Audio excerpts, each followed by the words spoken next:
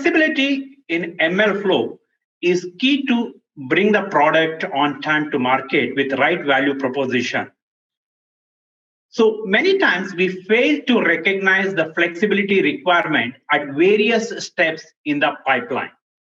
We consider flexibility at certain steps but ignore at certain steps. Hi, I'm Sreepada Hegade from Lattice Semiconductor. Today, I will be talking about flexibility requirement throughout the ML flow and how our solution is going to address those flexibility requirements. I will also show how the trade-off decisions and other things can be made with a new product that we are launching today, Lattice Sense AI Studio, that will bring all the flexibilities together. So here is the pipeline that we are talking. Basically, we are talking about ML pipeline that is targeted towards resource-constrained devices, particularly applications that are implemented for edge applications. So most of the edge application requires interfacing with different types of sensors, and the sensors all needs to be kind of broad, need to collect the data, and this data requires some kind of aggregation as well as some kind of pre-processing before feeding it into ML engine for inferencing purpose. Many of the video processing still happens outside of the neural network. Those needs to be taken care, and there is a need to handle that in a flexible way, depending upon the type of sensor we use and things like that. Similarly, the neural network inference itself requires flexibility. Engine itself requires flexibility. Many new type of networks are getting introduced. Quite often, new types of operators are getting used. If ML engine itself is not flexible to support different new operations and things like that, your pipeline gets stuck there. Workflow gets stuck. Similarly, after even the inferencing, we will be presenting the result of the inferencing either to human or to other systems, machines, and things like that. And there is a need to do the post-processing of the inferencing result before presenting it. Similarly, the flexibility is also required to do the right trade-off between cost, performance, power, so that the solution is scalable and it brings out a right value proposition to your customer. So we recognize this need for flexibility at every step in the pipeline, very early days. So we created a stack-based solution. In the stacks, we have hardware platforms, we have IP cores, software tools, reference designs, and customer services. So hardware platforms corresponds to all our various devices. We have like Ultra Plus devices, we have Crosslink, and ECP5 devices comes with different IO count as well as resource counts and things like that.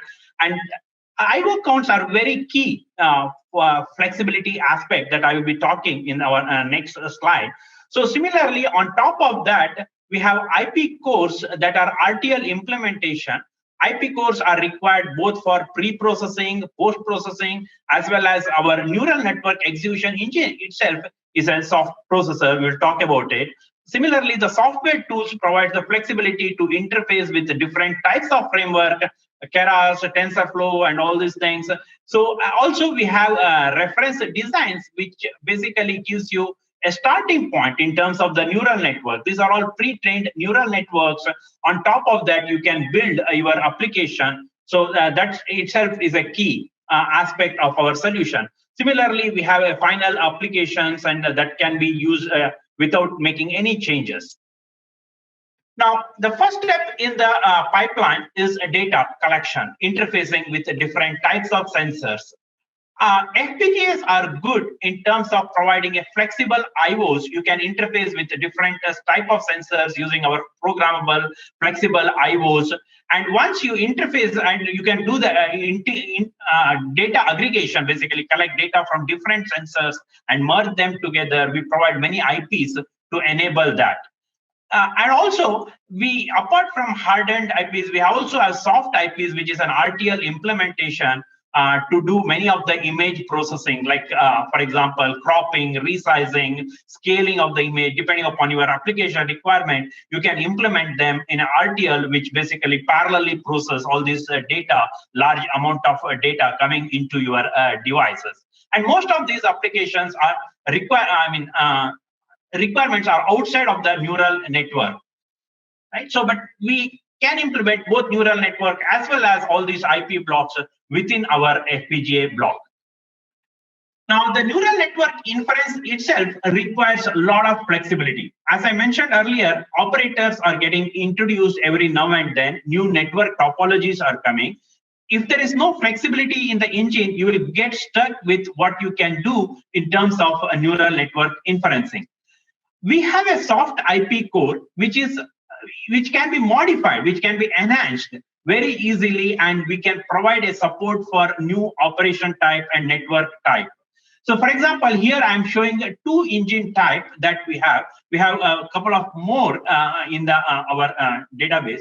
So, one is targeted towards a low power application, image processing kind of things, well tuned for CNN based applications, and very optimized engine. Right? And we can add new features, functionalities into this core. Like, for example, the number of parallelly processing engines is programmable. User can increase the number of engines that are required for a particular application. It provides that flexibility. On the other side, on the right side, I'm showing basically a RISC-V based core, which is basically based on the TensorFlow Lite and framework, which is very flexible in terms of what can be supported operators, because most of the things happens at the software level. But these are all not very well optimized for a high bandwidth application. So it is good for most of the background inference jobs, like if you are doing a predictive maintenance of machines and things like that. These solutions are really good. So depending upon your target application, you can choose from an array of our ML engines. Now, similarly, we have many multiple devices. Cost is a very important factor in any selection and the application that we are going to choose. So, depending upon which device you are choosing, there is it comes up with different resources in the devices. Depending upon the application requirement, you should be able to make a trade-off. Here, I have plotted a curve that shows how we make the trade-off on-chip memory. That's very critical for neural network inferences. Similarly, the DSP block multipliers and those kind of things. So how we can do the trade-off depending upon the frame rates and all those things, we can make a very nice trade-off on the application and choose the right device for that particular application. Similarly, another important thing is basically trade-off with optimizations. Neural network optimizations are key to get the right performance as well as the accuracy trade-off. Now, we provide a solution where you can do the trade-off between this, and I have shown a plot of the same trade-off here. Now, we talked about flexibility at a different step in our pipeline, that are requirement. Now, how do we achieve these flexibilities? Everything has to come together, and we need a framework to enable user with all these flexibilities. We recognize this need, and we put in a framework. We call it as Lattice SenseAI Studio. Lattice SenseAI Studio brings all the different aspects and together. For example, you need to do the video or the data capturing from different sensors, and need to do the pre-processing. You need to be able to select the pre-processing IPs that are required. Similarly, we have a published neural network. We call it as model zoo, and you should be able to select right set of model for a given application and able to configure the engine, ML engine itself, to get the right trade-off in terms of performance, power, and cost, and those kind of things. And similarly, you should be able to loop around in the workflow while making those choices. So these things are considered, and we put a framework together. I have a nice demo here that basically shows the framework. So Lattice SenseAI Studio is a web-based framework. You have now multiple users log in into the same thing, and they can share the data set and things like that. And it comes with a nice dashboard where you can monitor how many jobs are running, how many users are there, and those kind of things.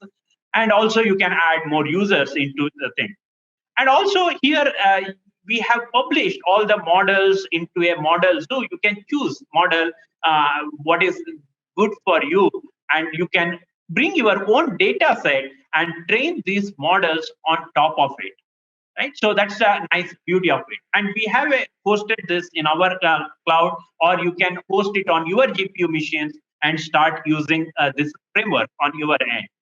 Right? So, and also you can create jobs depending upon different frameworks and things like that, and train the neural network as well as the inferencing, compilation, and those kind of things. It is interfaced with tensor board and those kind of nice utilities. You can launch it and monitor the progress and how it is performing, different trade-off option, even the neural network topology, and all those things. At the end, we present all these inferencing results also in the framework. Also, it comes up with a basic labeling framework where you can do the labeling. Also, we have interface with the Jupyter Notebook to do the modification to the training or script and those kind of things. So here is the labeling that we are showing. Basically, user can do the labeling inside this framework, or they can do the labeling with other utilities and bring the labeled data set into the framework and do the training. That is also feasible, right? So we put everything, all the flexibility consideration together and put it a platform like this. So in conclusion, we have a right solution for you, which brings all the flexibility requirements together into a framework and addresses many of these requirements to the inferencing on a small device, which are targeted with a low power and low cost options. So we have a booth in this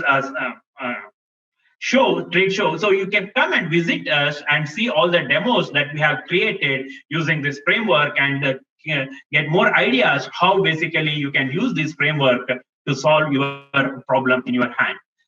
Thanks for watching this presentation and attending. We are here to answer all your questions. Please do join us. Let's have a good discussion. Thank you.